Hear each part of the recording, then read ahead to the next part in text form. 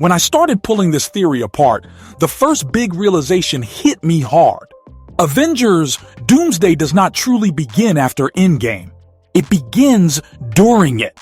Not at the climax, not with Tony's snap, but in a moment most people treat as a simple plot device. The 1970s time heist sequence was always framed as a fun detour, a nostalgic mission where Tony meets his father and Steve stares longingly through glass. But when I looked closer, I realized Marvel planted something far more dangerous there. Doomsday opens in the 1970s with a shocking reveal that reframes that entire mission. In a government facility buzzing with Cold War paranoia and scientific ambition, there is another man in the room that day. A man we never saw. While Howard Stark believes he's overseeing controlled research on the Tesseract, there is a second mind working alongside him. This scientist isn't a nameless assistant. He's a collaborator. Someone whose intellect rivals and possibly surpasses Howard's. His name is Victor. And at this point in time, there is nothing monstrous about him. No scars. No armor. Just a brilliant human being standing inches away from cosmic power, completely unaware that destiny is about to rip his life in half. What makes this moment terrifying is how normal it all is. Victor isn't experimenting recklessly or chasing forbidden knowledge. From everything I can tell, he's methodical, disciplined, and precise. His work with the Tesseract is built on years of calculations, theoretical models, and controlled simulations. Howard Stark trusts him. That alone tells me Victor isn't some fringe scientist operating in the shadows. He's central to the project. Possibly even its driving force. I think Marvel shows us the 1970s as a calm before a storm because that's exactly what it is. This is the day everything should have gone right. The Tesseract is stable. The math checks out. The energy readings are predictable. And then, without warning, two men from the future tear straight through the fabric of that perfect plan. When Tony Stark and Steve Rogers arrive, they don't just step into the past. They contaminate it. I notice something chilling here. Victor never sees them directly in that first moment, but their presence creates a ripple he will spend the rest of his life trying to understand. This isn't destiny unfolding. This is destiny being interrupted. And Victor is standing at ground zero, unaware that history has just blinked. From Steve and Tony's perspective, this mission is simple. They mess up in 2012. They adapt. They go further back.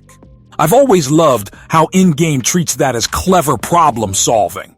But when I slow it down and view it from Victor's side, it becomes something far darker. Tony steals the Tesseract. That single act removes the most important variable in Victor's experiment without his knowledge. For a brief window, the cube is gone. Then Endgame moves on. Tony returns to the future, sacrifices himself, and the story celebrates closure. But Doomsday refuses to let us forget what happens next. Steve Rogers returns the Infinity Stones, placing them back exactly where they belong, exactly when they were taken. On paper, the timeline is preserved. No branches, no consequences. Except that assumption is wrong. Steve returns the Tesseract, but he doesn't return it as it was. Tony used all 6 Infinity Stones at once. That kind of cosmic output doesn't just vanish. It changes things. The Space Stone's internal energy structure is altered at a level no 1970s scientist could possibly predict. So when Steve places it back on that shelf, everything looks identical. Same cube, same glow, same weight. But inside, it's unstable. Radioactive in ways Victor's equations were never designed to handle. And that's where the real damage begins. The next day is supposed to be Victor's triumph. This experiment is his life's work, the culmination of years spent decoding alien physics through human logic. Every variable has been accounted for, every outcome simulated. When I imagine this scene, I don't see arrogance. I see confidence earned through precision. That's what makes the failure so brutal. The experiment doesn't just fail. It catastrophically collapses. The unstable energy inside the Tesseract reacts violently, releasing a surge Victor has no way to contain. The explosion is massive, tearing through the facility, throwing bodies, melting steel, and rewriting one man's future forever. Victor is caught at the center of it. Half his face is burned beyond repair. His body is shattered. The genius who once stood beside Howard Stark is reduced to a barely breathing figure pulled from the wreckage. He doesn't die. That's important. He survives. But survival isn't mercy here. He slips into a coma, suspended between the man he was and the monster he will become. Destiny didn't kill Victor. It marked him. And while the world moves on, believing another lab accident has been quietly buried, something far more dangerous is incubating in the dark.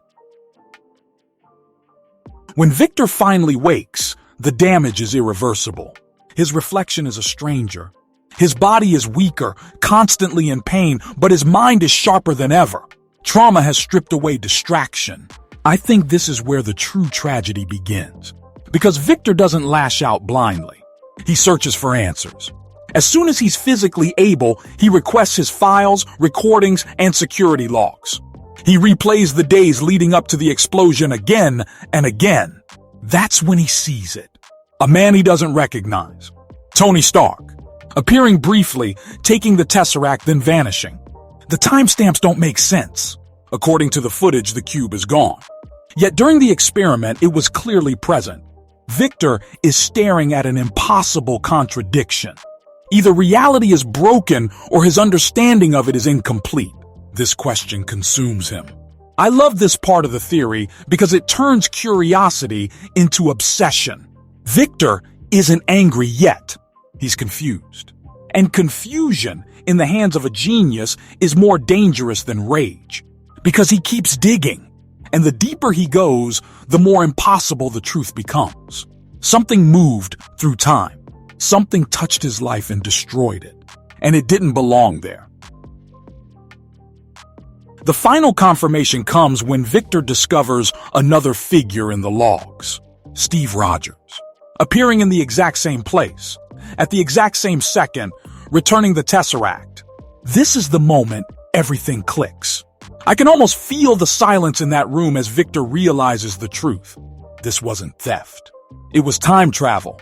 The cube was taken, altered in the future, and returned poisoned. For the first time, Victor understands that his suffering wasn't random. It was collateral damage. Two men playing gods with the timeline shattered his life and walked away heroes. This realization doesn't make Victor insane overnight. It makes him focused. Time is no longer a constant.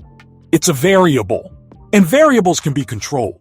Even without access to time travel technology, Victor begins researching. He studies the space stone's properties, realizing it can open portals, fold space, and connect realities. If time can be violated, then so can the future. And Victor makes a silent promise to himself. He will understand what they saw. He will see the future they protected. And when he does, the universe will finally answer for what it took from him. Victor's obsession doesn't burn loudly at first. It simmers. Decades pass, and the world believes the damaged scientist faded into obscurity, another brilliant mind broken by forces beyond his era. But what I noticed is that Victor never stopped watching.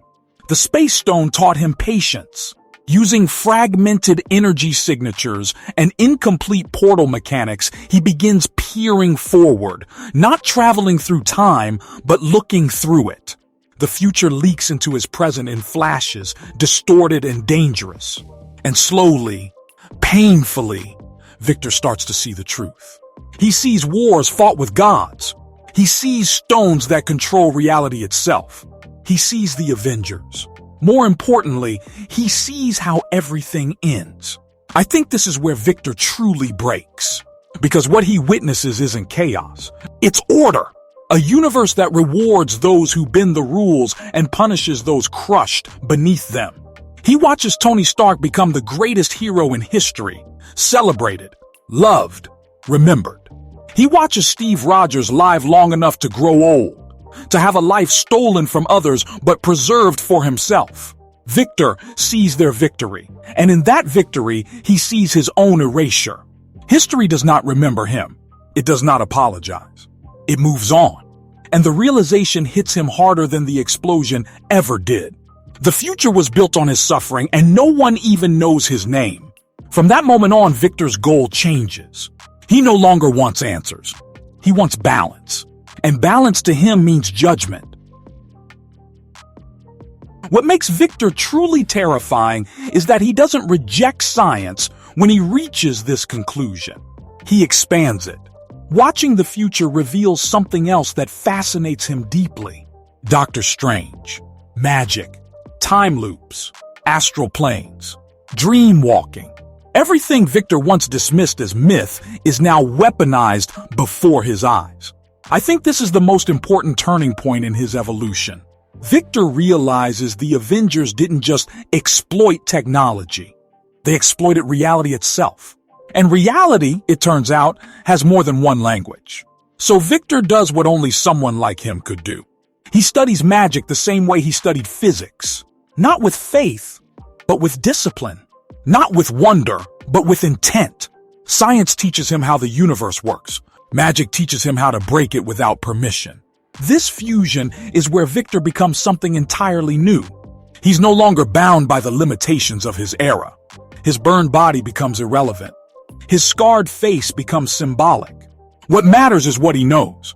And what he knows now terrifies even him. The multiverse isn't fragile because it exists. It's fragile because it's poorly managed. And Victor decides he will be the one to manage it. Not as a hero, not as a villain, but as a necessary correction. When Tony Stark dies, Victor feels it like a signal flare across time. This is the moment he's been waiting for. Inspired by what he's seen Doctor Strange do, Victor performs the unthinkable. He dreamwalks. Not into another version of himself, but into the dead body of the man who destroyed his life. Tony Stark. I believe this is the darkest act in the entire theory, because it's not fueled by hatred alone. It's fueled by irony. Victor doesn't steal Tony's face to mock him. He uses it because it represents everything the universe chose over him. The genius, the savior, the symbol. Wearing Stark's technology, accessing his knowledge, Victor completes the circle. The mask isn't just armor. It's a coffin lid. It hides his scars and displays the lie the universe preferred. And that's when Dr. Doom is born. Not in Latveria, not in a throne room, but in the aftermath of a victory that never accounted for its consequences. Doom isn't random. He's engineered by time itself. With Stark tech, mystical mastery, and first-hand knowledge of the multiverse, Doom stands above heroes and villains alike. He doesn't want to conquer Earth first. He wants to correct the Avengers' mistake at its source.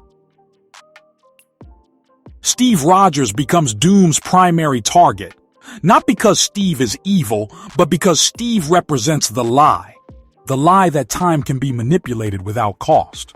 Steve lived a full life because the universe allowed it. Victor lost everything because the universe didn't care. Doom's hatred isn't personal. It's philosophical. Steve's family, his legacy, his symbol all represent unchecked interference. Doom believes that as long as such symbols exist, the multiverse will keep tearing itself apart. And he isn't wrong. The more I connect the dots, the clearer it becomes. Battleworld isn't conquest. It's containment. Doom creates it to force realities into order, to stop reckless heroes from rewriting existence without understanding the price. Doomsday isn't about stopping a villain who wants power. It's about facing the consequences of power already abused. The Avengers didn't just save the universe. They destabilized it. And Doom is the universe's response. The final twist of this theory hits hardest when you realize Doom isn't trying to erase the Avengers out of revenge. He's trying to make sure they never exist in a form that can do this again. He's not angry at the snap. He's angry at the arrogance that followed it. When Avengers Doomsday reaches its climax, Battleworld stands as a mirror. Every hero sees a version of themselves shaped by one choice, one interference, one assumption that they knew better than time itself. Doom stands at the center, not gloating, not ranting, but waiting for them to finally understand what they created. I think that's why this theory works so well. It doesn't make Doom a monster. It makes him inevitable. Tony and Steve saved everything they could see, but they never looked behind them. And in doing so, they created the most dangerous enemy the Avengers will ever face. Not because he's stronger, but because he's right about one thing. Every victory has a cost, and Avengers Doomsday is the bill finally coming due. If this theory is true, then the Avengers are not fighting to save the multiverse. They're fighting to atone for it, and that changes everything. If you enjoyed this breakdown, make sure to like, share, and subscribe for more deep Marvel theories like this one.